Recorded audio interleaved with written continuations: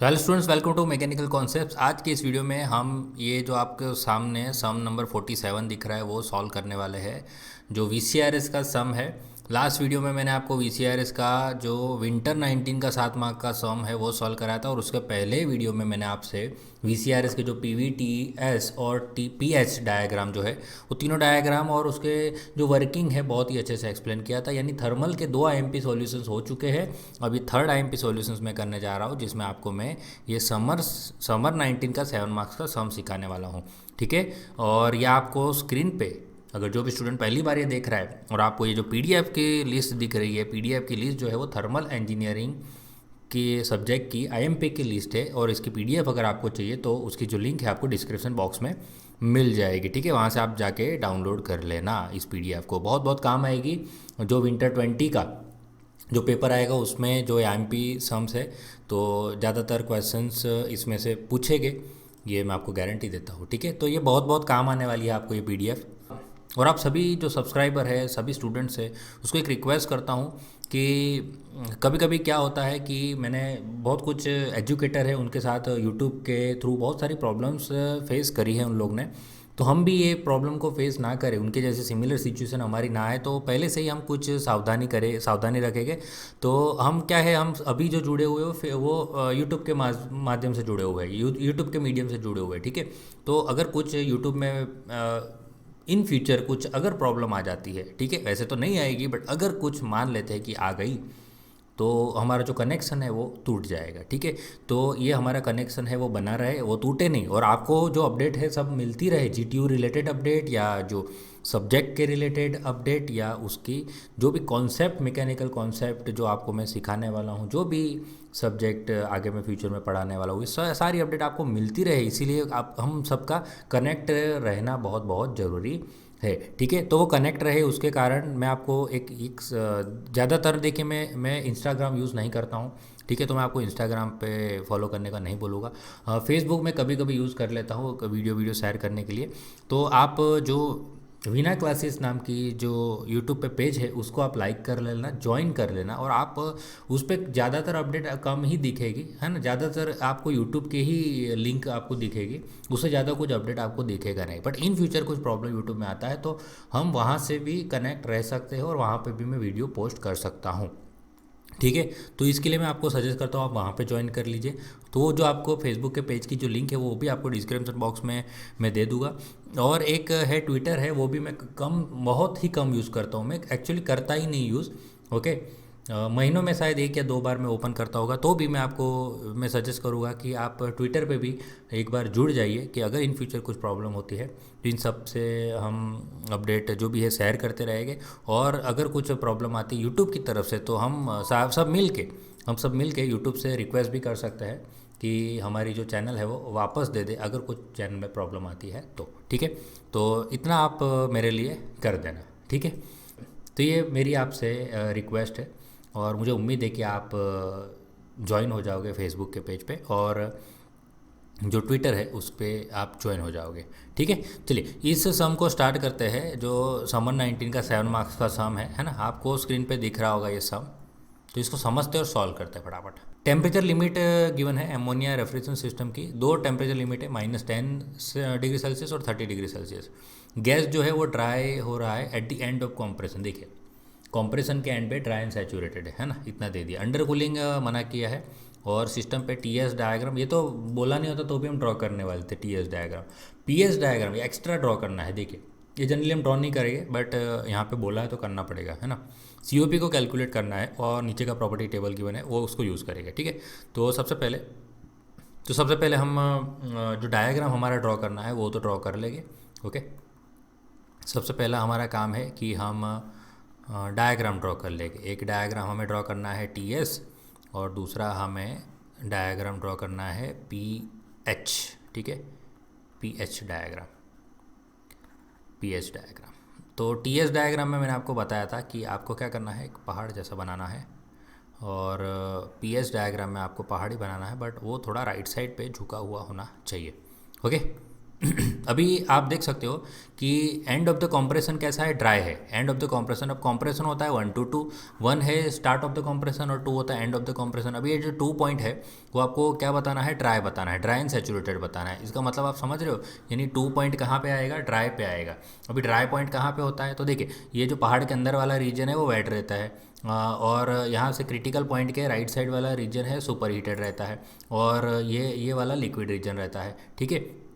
तो dry dry कब रहेगा, यानी वेट नहीं रहेगा। वेट नहीं रहेगा इसका मतलब क्या, वो सेचुरेशन कर्व के ऊपर होगा, है ना। तो इतनी चीज़ आपको पता होनी चाहिए, है ना। तो 2 नंबर कहाँ पे आएगा, सेचुरेशन कर्व के ऊपर आने वाला है ना। तो सेचुरेशन कर्व के ऊपर 2 पॉइंट आएगा, इसका मतलब ये 2 पॉइंट समथिंग यहाँ पे आएगा। तो हम यहाँ पे 1 पॉइंट बना लेते हैं, दिस इज़ 1 पॉइंट। तो 1 to 2 क्या हो गया, कॉम्प्रेशन हो गया।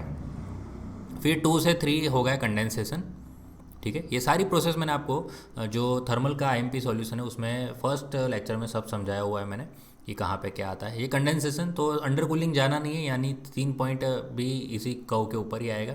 फिर 3 to 4 जो रहता है वो रहता है थ्रॉटलिंग प्रोसेस, ओके, जो कांस्टेंट एंथैल्पी प्रोसेस रहती है। और 4 to 1 रहेगा हमारा इवोपरेशन, है ना। तो इसी तरह ये सेम चीज़ हमें यहाँ पे बतानी है। ये 2 पॉइंट रहेगा, 1 पॉइंट जो रहेगा वो कंप्रेशन का स्टार्ट पॉइंट, 2 पॉइंट कंप्रेशन का एंड हो जाएगा। फिर 3 पॉइंट पे कंडेंसेशन खत्म होगा, फिर थ्रोटलिंग होगा जो कांस्टेंट एंथैल्पी प्रोसेस होगी। तो इसीलिए यहाँ पे तो स्ट्रेट लाइन दिखेगी, है ना। 3 to 4 और 4 to 1 चला जाएगा हमारा इवोपरेशन, ओके। तो चलिए पीएस डायग्राम और टीएस डायग्राम हमने दोनों बना लिए हैं। अच्छा, टेम्परेचर लिमिट यहाँ पे बतानी रह गई। तो 2 टेम्परेचर लिमिट होगी, ये अपर टेम्परेचर लिमिट है और नीचे वाली लोअर टेम्परेचर लिमिट है। तो सबसे पहले देखिए लोअर टेम्परेचर लिमिट कौन सी है, -10 डिग्री सेल्सियस की लोअर टेम्परेचर लिमिट है और 30 डिग्री सेल्सियस की अपर टेम्परेचर लिमिट है ना। तो 2 टेम्परेचर लिमिट पे यहाँ पे ये काम कर रहा है हमारा जो रेफ्रिजरेशन सिस्टम है, एमोनिया रेफ्रिजरेशन सिस्टम, ओके। अभी बात करेंगे सीओपी, यहाँ पे सीओपी फाइंड करना है। तो चलिए सीओपी फाइंड करने के लिए आपको कंपेरिजन करना है। एक तो हमें जो चाहिए, हमारी डिजायर्ड इफेक्ट रहती है वो रेफ्रिजरेटिंग इफेक्ट रहती है, यानी कूलिंग इफेक्ट रहती है, ओके। वो कूलिंग इफेक्ट जो हम प्रोड्यूस करते हैं वो किसके कंपेयर में करते हैं, उसके लिए हम क्या कुर्बानी देते हैं, हम इनपुट क्या देते हैं, तो इनपुट देते हैं हम कंप्रेशन वर्क देते हैं, ठीक है। तो ये फार्मूला बन गई हमारी कोएफिशिएंट ऑफ परफॉर्मेंस की, ओके। अब रेफ्रिजरेटिंग इफेक्ट कहाँ मिलता है, ये होता है इवोपरेशन में, यानी 4 to 1 में। तो इसीलिए ये 4 to 1 वाली जो फार्मूला आएगी हमारी 4 to 1, यानी क्या आएगा हमारा H1 माइनस H4 आएगा, ठीक है। और कॉम्प्रेशन वर्क तो 1 to 2 कॉम्प्रेशन वर्क होता है, तो मैंने अभी बताया आपको। तो H2 माइनस H1 हो जाएगा कॉम्प्रेशन वर्क। तो COP फाइंड करना है तो आपको H1 चाहिए, एक H4 चाहिए और एक H2 चाहिए, ठीक है। ये 3 एंथैल्पी आपको फाइंड करनी पड़ेगी, जिसमें से आप H4 और H2 बहुत आसानी से फाइंड कर सकते हो। ये मैं अभी सिखाऊंगा कि किस तरह से फाइंड करें। और H1 है, H1 थोड़ा फाइंड करने में प्रॉब्लम होगी कि ये जो H1 है आप देख सकते हो यहाँ पे वेट वाले रीजन में है। जब भी वेट वाले रीजन में होता है ना तो उसका एक ड्राइनेस फ्रैक्शन होता है x, जो आपको निकालना पड़ेगा, ठीक है। तो ड्राइनेस फ्रैक्शन जैसे कि फॉर एग्जांपल क्या होता है कि अगर ये सैचुरेशन कर्व है, इसके ऊपर तो वैल्यू मिल जाती है, तो क्योंकि जो अंदर रहता है वेट रीजन, और वेट रीजन के अंदर आप देखो तो सबसे जो लेफ्ट वाला पॉइंट है, लेफ्ट वाला पॉइंट यहाँ पे ड्राइनेस फ्रैक्शन कितना रहता है, 0 रहता है। जैसे जैसे आगे बढ़ेगा ड्राइनेस फ्रैक्शन बढ़ेगा और सेचुरेशन कर्व के दूसरे एंड पे आएगा तब x इक्वल टू 1 हो जाएगा, यानी परफेक्टली ड्राई हो जाएगा, यहाँ पे थोड़ा भी लिक्विड नहीं रहेगा। और बीच में x वेरी करता है, 0 से 1 लेके वेरी करता है, ग्रेटर देन 0 रहेगा और लेस देन 1 रहेगा, ये x जनरली रहता है। तो x इसी के बीच में आएगा, है ना।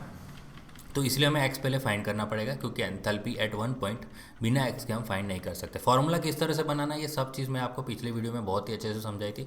तो इस बार मैं फार्मूला किस तरह से बनाना है वो नहीं सीखा होगा, डायरेक्ट फार्मूला रख दूंगा, ओके। तो यहाँ पे आइसेंट्रोपिक कॉम्प्रेशन गिवन नहीं है, लिखा नहीं है, तो हमें यहाँ पे मानना पड़ेगा। तो सबसे पहला काम हमारा क्या होगा, एज्यूमिंग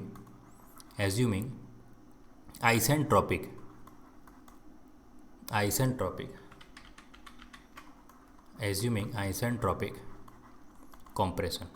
आइसेंट्रोपिक कॉम्प्रेशन इसका मतलब कि जो एंट्रोपी रिमेन्स कांस्टेंट, जो कॉम्प्रेशन होता है, यानी 1 से 2 कॉम्प्रेशन होता है, यानी S1 और S2 जो रहेगा वो जो एंट्रोपी है वो सेम रहने वाली है, ठीक है। S1 equal to S2।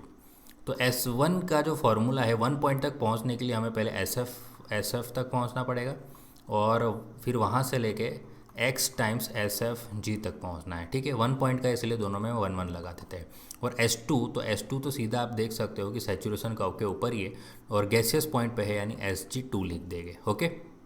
तो चलिए अभी SF1, तो SF1 आप देख सकते हो यहाँ पे SF1 तो 1 पॉइंट यानी आप देखो ना, 1 पॉइंट कहाँ पे, -10 डिग्री सेल्सियस पे आप देख सकते हो, है ना, मैं बताऊँगा आपको। चलिए, ये 1 पॉइंट आप देख सकते हो कहाँ पे, -10 पे है, दिख रहा है ना। तो -10 पे हम क्या फाइंड करेंगे, SF1। तो -10 पे जो आप देख सकते हो SF1 आपको मिलेगा, ये रहा SF। -10 पे SF आपको 0.5443 मिलेगा, है ना। तो यहाँ पे लिख देते 0.5443 प्लस एक्स तो हमें फाइंड करना है SFG1।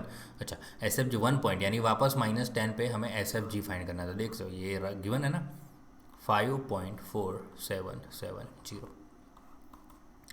SG2 तो 2.30 डिग्री पे आप देख सकते हो, यहाँ पे 2.30 डिग्री पे है ना, ये देखो आप 2.30 डिग्री पे है। तो 2.30 डिग्री, 30 डिग्री पे हम कौन सा पॉइंट देखेंगे, जी। अभी जी पॉइंट यहाँ पे गिवन नहीं है, तो जी पॉइंट आप कैसे फाइंड कर सकते हो, तो आप यहाँ पे ऐसा हो तो आप कॉलम बना सकते हो, यहाँ पे एक और एक्स्ट्रा कॉलम बना लो। SF और SFG ऐड कर दोगे ना तो आपको SG मिल जाएगा, ठीक है। ये सब चीज़ मैंने आपको पहले एक्सप्लेन किया था, है ना। देखो मैं आपको थोड़ा सा हल्का फुल्का बताऊँगा, है ना, ज़्यादा एक्सप्लेन नहीं करूँगा इसमें।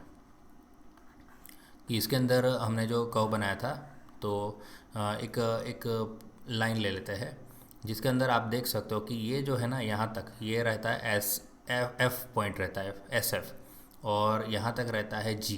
ओके, यहाँ तक रहता है, सॉरी ये बीच वाला रहता है SFG। और अगर एकदम एंड टू एंड हमें मेज़र करना है तो इसको बोलते हैं SG। तो आप देख सकते हो कि SG क्या है, SF प्लस SFG है, ठीक है। तो यहाँ पे हमें वही सेम फार्मूला अप्लाई करना है। ओके, तो SG जो है वो हम क्या करेंगे, SF प्लस SFG करेंगे। 2 है इसीलिए 2 लिख देते हैं, ठीक है। तो चलो यहाँ पे 0.5443 plus x times 5.4770 equal to SF2। SF2 तो 2 पॉइंट यानी 30 डिग्री पे SF 1.2037 प्लस SFG2 तो वो है 4.9842 यहाँ से हमारा x मिल जाएगा, ठीक है। चलिए x को फाइंड करते हैं। 1.2037 प्लस 4.9842 माइनस करेंगे 0.5443 डिवाइड करेंगे 5.477। ओके, 1.03।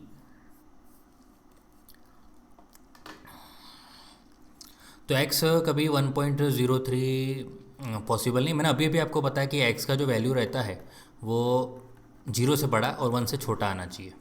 ओके, जो यहाँ पे नहीं आ रहा है, इसका मतलब कुछ गड़बड़ है, कुछ तो गड़बड़ है यहाँ पे।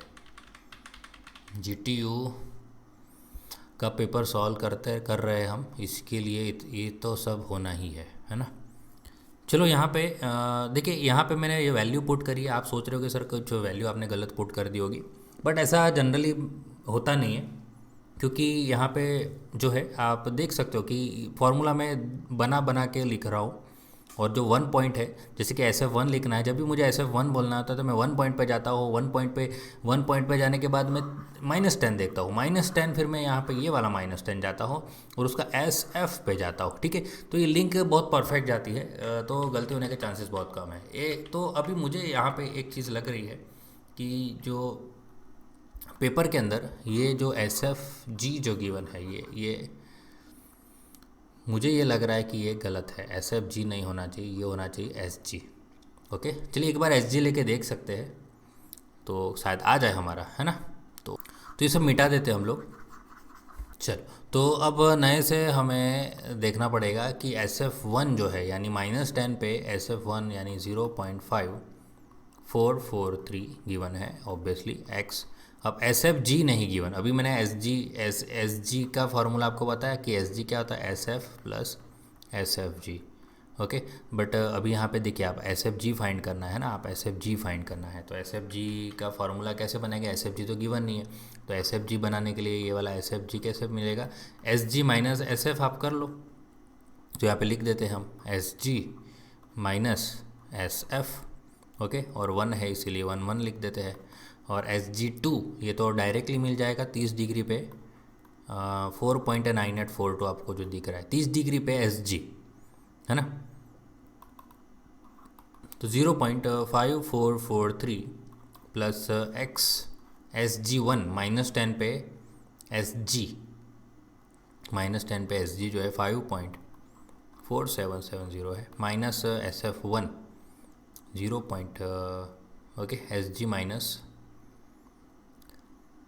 5443 इज इक्वल टू 4.9842।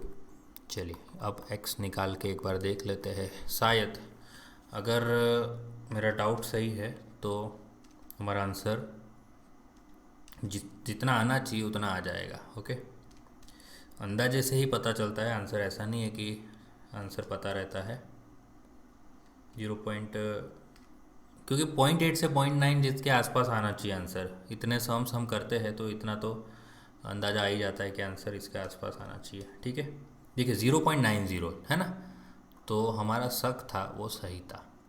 तो 0.8 से 0.9 के बीच में जो एक्स आना चाहिए जो आ रहा है, इसका मतलब आप भी अगर आपको भी कुछ डाउट लग रहा है फ्यूचर में तो आपका एक्स 0.8 से लेके 0.9 के वहीं आना चाहिए। अभी बीच में ही आना चाहिए ऐसा नहीं बोल रहा हूँ मैं, उसके आसपास आना चाहिए ऐसा बोल रहा हूँ मैं। 0.8 से 0.9 के आसपास आना चाहिए। ठीक है, अगर नहीं आ रहा तो एक बार क्रॉस चेक कर लेना। ठीक है, 1 से ज़्यादा तो कभी पॉसिबल ही नहीं है, यानी वो गलती है यहाँ पे। ओके, तो गलती है तो उसके कारण हमारा एक्स 1.03 आ रहा था जो नहीं आना चाहिए। ठीक है, चलो ये हमने करेक्ट कर लिया। अभी हमारा काम क्या है, एंथैल्पी को निकालना। तो एंथैल्पी निकालते हैं तो सबसे पहले हमें क्या चाहिए, एंथैल्पी एट पॉइंट नंबर 1 चाहिए। एंथैल्पी हम लिख देते हैं यहाँ पे, एंथैल्पी एट पॉइंट 1। तो एंथैल्पी एट पॉइंट 1 जो है वो सेम फार्मूला बनेगी, एक तो HF तक पहुँचेंगे हम, आप देख सकते हो HF तक पहुँचेंगे, HF से फिर x टाइम्स हम पहुँच जाएंगे HFG1।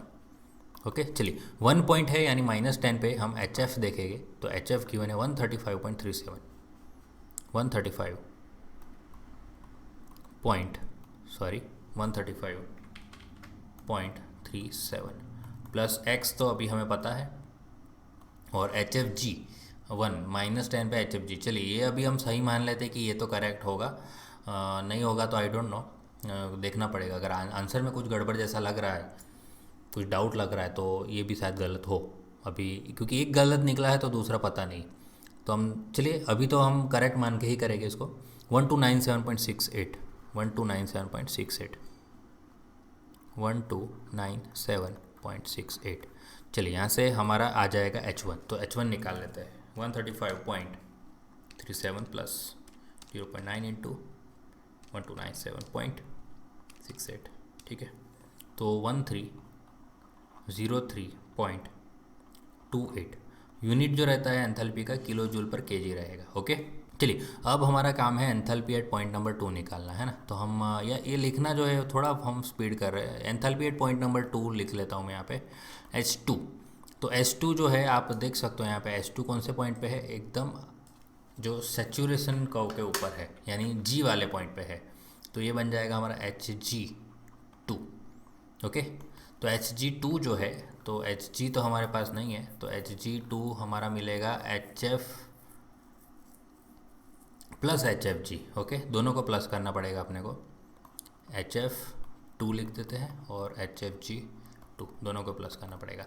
तो HF2 यानी 30 डिग्री पे HF है 323.08, तो 323.08 प्लस HFG है 1145.80, 1145.80।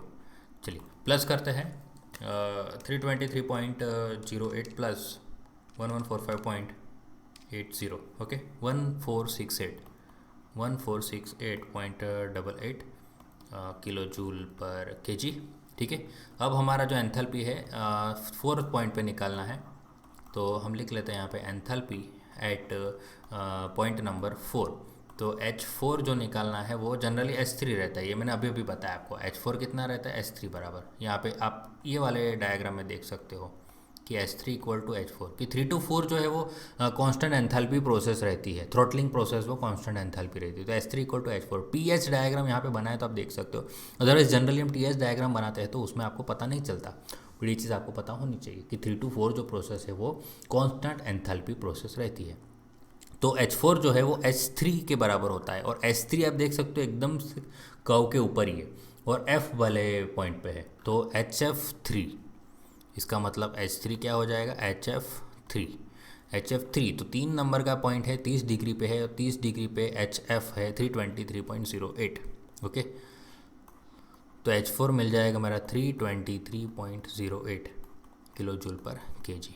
ठीक है, तो अब कुछ फाइंड नहीं करना है, अब खाली COP बचा है। तो COP होता है refrigerating effect divide by compression work.